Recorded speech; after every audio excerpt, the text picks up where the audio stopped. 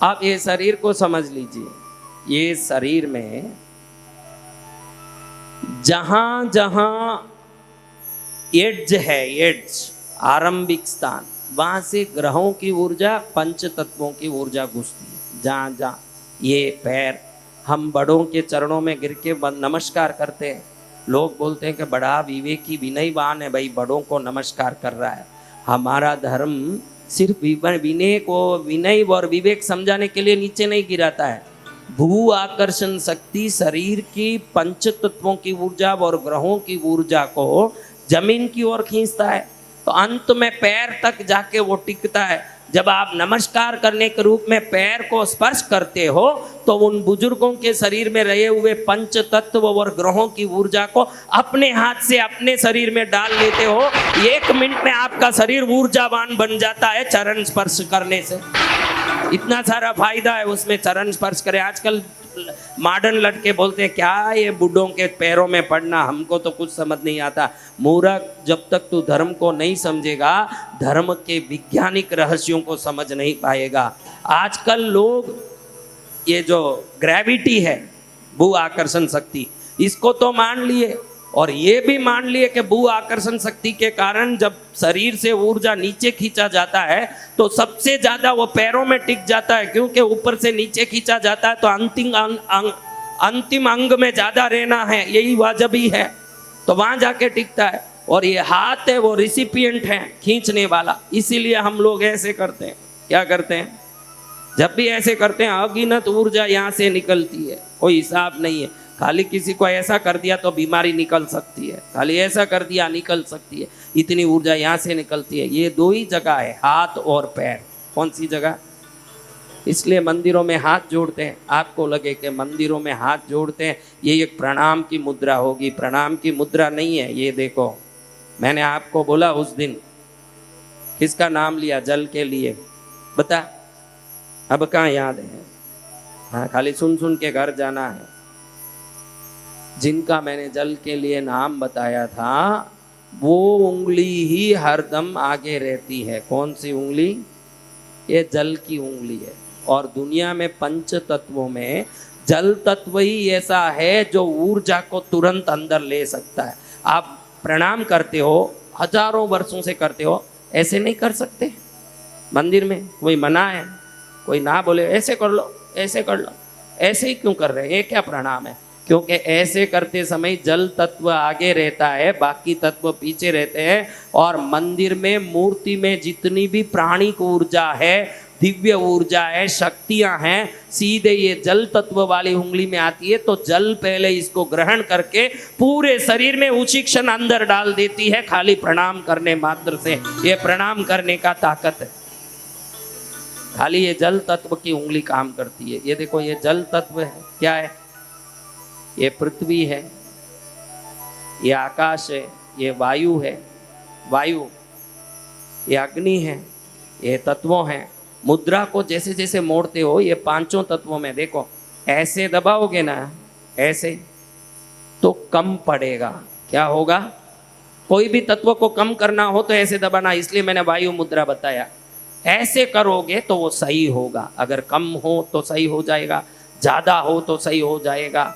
अगर आपको लगे कि मेरा कोई भी धंधा चलता नहीं है, मेरे को, बहनों को लगे कि मेरे को खूब गहना चाहिए, सोना चाहिए, क्या चाहिए? ऐसे ऐसे मत करो, आएगा ही नहीं, चले जाएगा। झूठ नहीं कहना, अंदर तो है कि खूब पहन लूँ, बैठ जाऊँ। हाँ, मेरे डांट सुन के लगे कि नहीं नहीं। अभी देखो, बहुत सरल है। ये पृथ्वी की उंगली है, ये उंगली, इसको ऐसे रख के रोज बैठ जाओगी, 48 दिन में देखोगी कि बगैर मांगे, बगैर खरीदे, कोई ना कोई एक इतना टुकड़ा भी सोना आएगा ही आएगा, वो करके ही रहेगा अपना काम, 100% होगा। और साधक अपने मुख से कहता है वचन सिद्ध है, हाँ सत्य, तो वो होके ही रहेगा ऐसे करे तो। देखो, किडनी प्रॉब्लम है, किडनी का तकलीफ है, जल घड़ी घड़ी पेशाब लगता है, घड़ी घड़ी पेशाब, इसको अच्छे से जोर से दबाओ, घड़ी घड़ी पेशाब लगना ही बंद, पेशाब का कोई प्रॉब्लम ही बंद। और ऐसे रखोगे तो उस संबंधी बीमारी खत्म। तो ये सब अपने अपने काम करते हैं।